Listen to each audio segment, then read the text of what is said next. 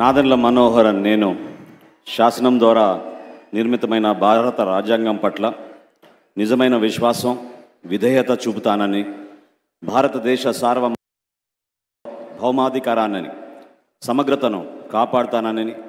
ఆంధ్రప్రదేశ్ రాష్ట్ర మంత్రిగా నా కర్తవ్యాలను శ్రద్ధతో అంతఃకరణ శుద్ధితో నిర్వహిస్తానని, భయం కానీ పక్షపాతం కానీ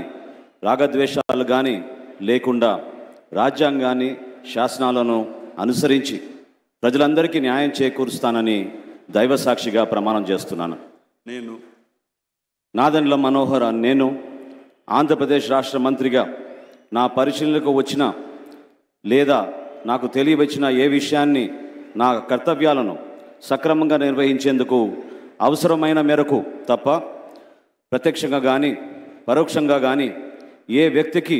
లేదా వ్యక్తులకు తెలియపరచనని లేదా వెల్లడించనని దైవసాక్షిగా ప్రమాణం చేస్తున్నాను.